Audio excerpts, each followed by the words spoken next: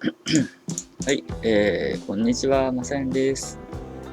今回のテーマはですね、AutoCAD のリスクの、オブジェクト削除、エントデル関数について説明したいと思います。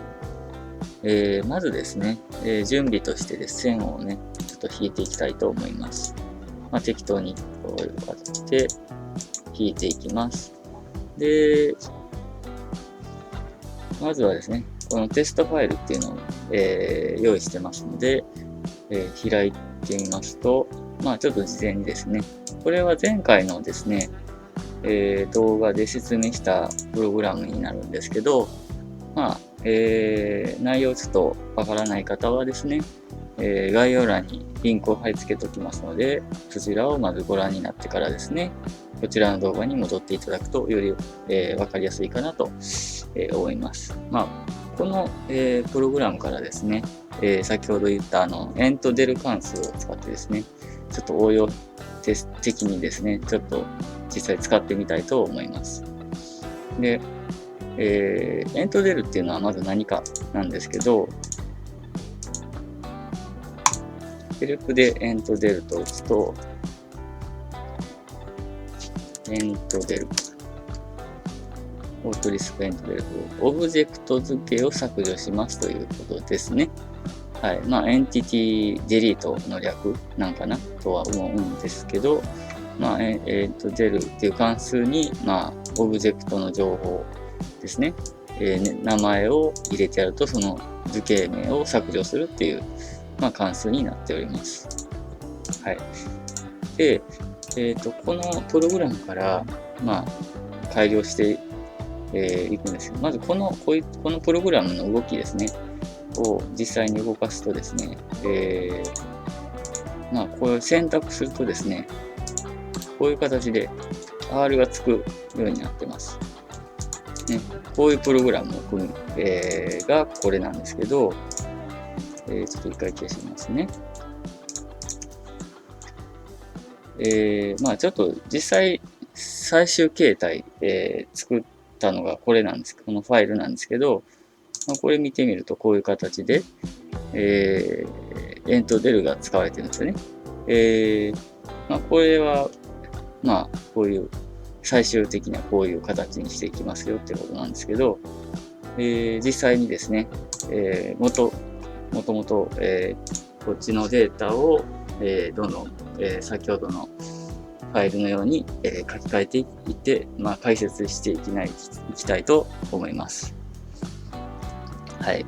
ではですね、まず、先ほどのプログラムはですね、まず選択、まず選択するとですね、オブジェクトを選択して出てるんですけど、今回はですね、まず、R を指定したいと思います。これ今、R が今固定になってますよね。これ5、ここで5で指定してますんで、半径5が指定されていると。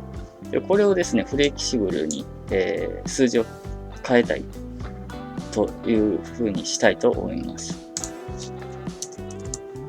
ここに最初にですね、セット Q、getInt っていう関数があります。で、ここに、メッセージを入れるんですけど、適当でいいです、ここは。R は何ですかと。で、変数はですね、R としましょうか。ね、これで、まずドラッグアンドドロップすると、これで R を指定しなさいと。例えば5にしてやるとオブジェクト選択ですね。ここが実行されて、るってことですね。で、こうですね、じゃあ R を指定しておきましょう。ね、ここの変数がここに、指定されて、半径を指定するっていう形になります。実行してみましょう。で、R 指定してきてるんで、要求してくるんで、例えば10としましょうか。とすると、10の R が出来上がると、いうことですね。はい。はい、続いてですね、動き的にどういうふうにしていこうかなということなんですけど、今ですね、これ例えば、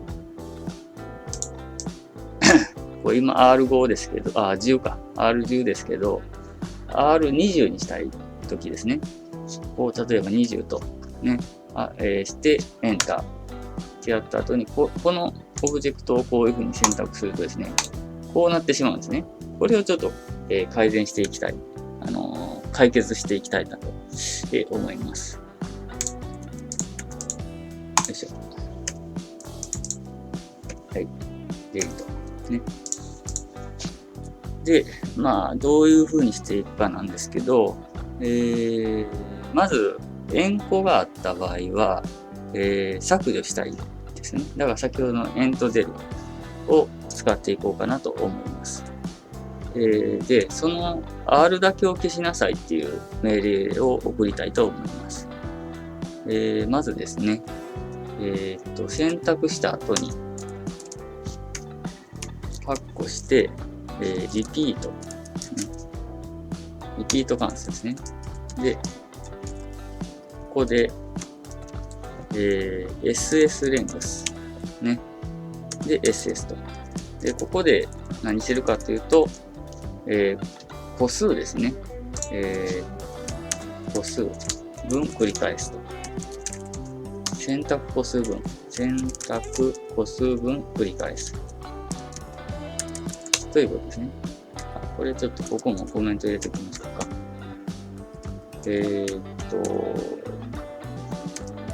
まあ、ユーザーに値を要求と。ね。で、いいですかね。で、ここはですね、何を繰り返していくかというと、まず円弧を削除したいので、円弧を探さないとダメですよね。なんで、まず SS ネームの SS で、まあ、0としましょうか。これで、言ったら、オブジェクトの情報をこう見ていくっていうことですね。SS 選択セットの、SS ネームを繰り返し見ていくので、ここは0ってこうインデックスなんで、セット Q でカウントとしましょうか。で、0として、で、ここでカウントですね。これで言うたら、こう、繰り返し、オブジェクトを取得してくると。ね、順番に。で、そのオブジェクトの情報を、表示するのが、エントゲットですね。エントゲット。ね。はい。エントゲットで、情報を取得していきます。で、さらに、ASOC、ね。ASOC の、まあ、数字入れるんですけど、0ですね。これでオブジェクトの、種類ですね。線とか円とか、円弧とか、何なのっていう話ですね。何の数字ですね。それが0です。で、さらにくくって、CDR、ね。もうここはですね、過去の動画にも説明があるんですね。詳細な説明が載ってあるんで、まあ、ご覧になったらいいと思います。で、最後に、円弧を選択したい、削除したいなので、カッコして、これくくるのは必ず忘れないようにしてくださいね。でないと脇が分からんようになるんで。たまにね、ミスるんでね、カッコ抜けてるとエラーになってしまうので気をつけてください。で、アークと。ね。これで、まあ、円弧を取得して、円弧だったらどうするみたいな話ですね。で、最後に if と。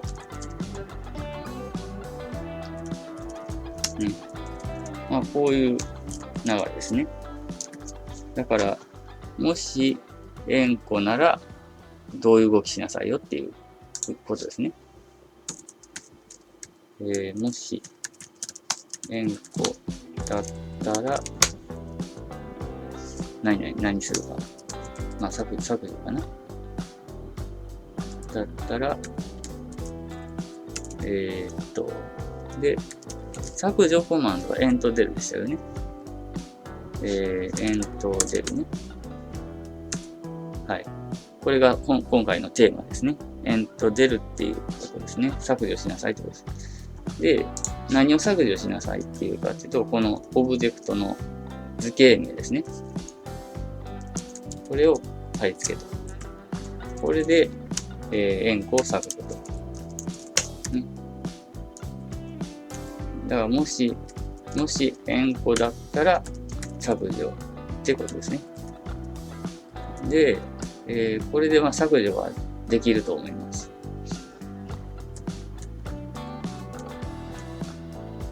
で、あとですね、カウントせなあかんですね。カウントアップ。ここで、カウントアップですね。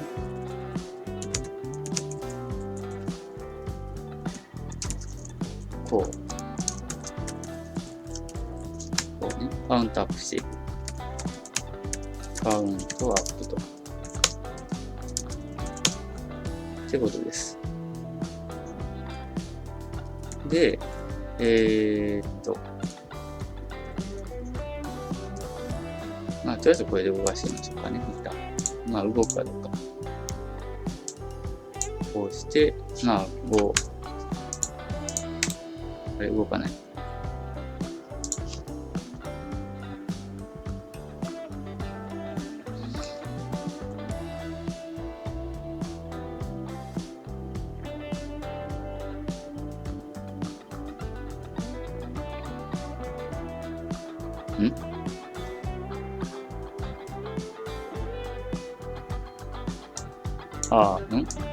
なんでやろう。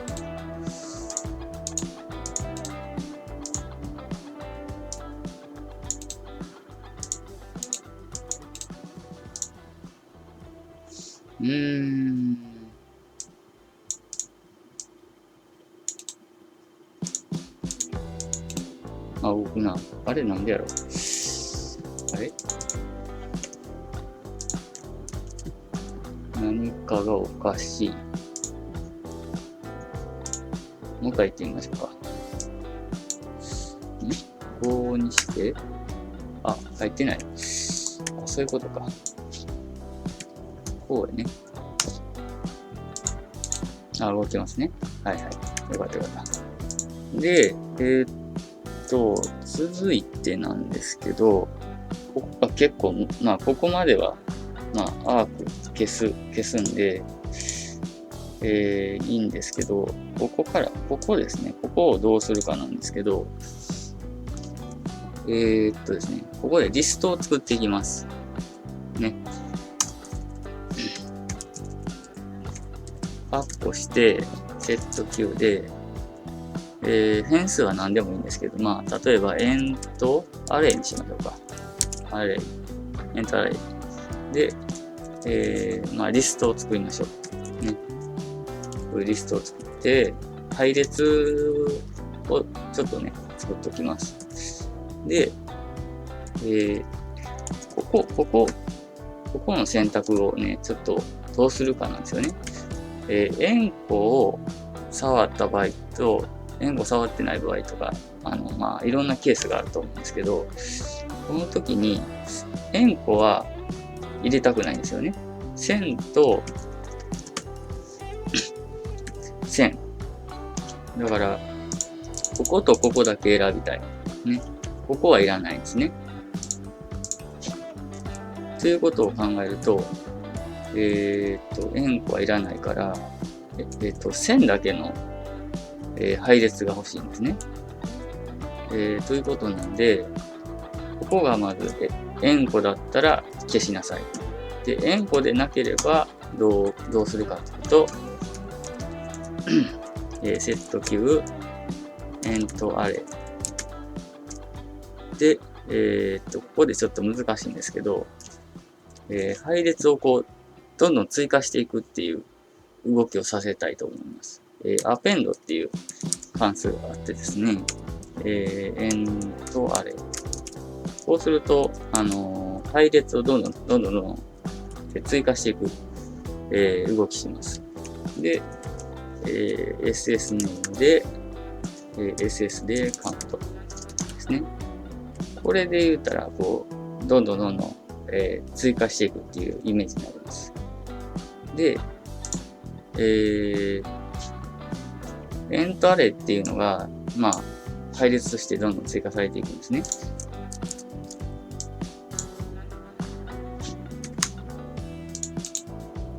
まあ、ちょっとエラーになってしまいましたけど、これで、あれ入ってないな。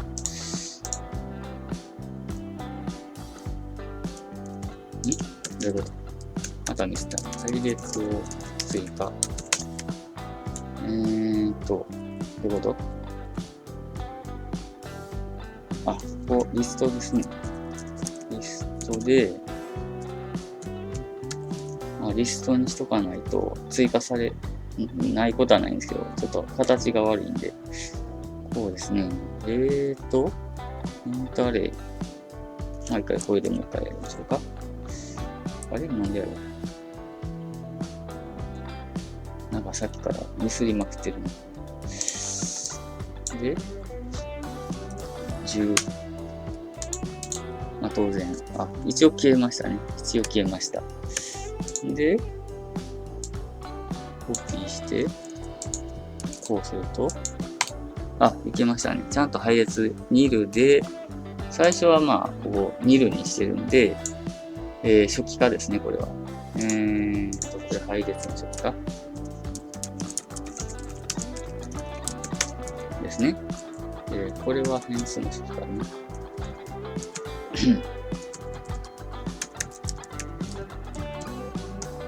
変数の初期化。ね。ということでですね。で、こう、最初ニルが来てますよね。このニルが来てるんでね。ニル。で、図形名ってことで、ここが走ってるんですね。これで、あとは、ここを何に変えるか。この2つ目と3つ目の要素が欲しいんで、CAD R の貼り付けの方がいいかな。エントアレイと。で、CAD DR の、これが2つ目の要素ね。これが、3つ目か。これが2つ目の要素で、これが、3つ目の要素ですね。はい、保存と。これで動くかな。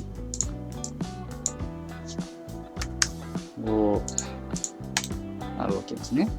で、再び、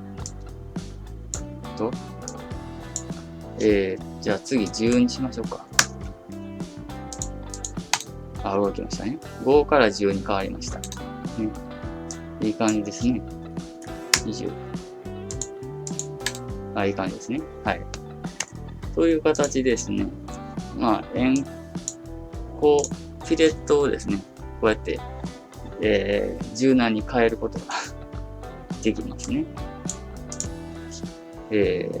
ちょっと今回はね、難易度が高いですけど、まあ、こういう感じで使いこなすことができればですね、かなりリスクやってて、効率は上がると思いますので、まあ、よかったらですね、参考にしてください。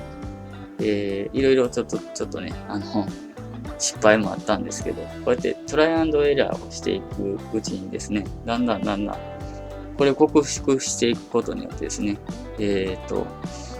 まあ、できるようになってくると、思いますので、ね、頑張ってください。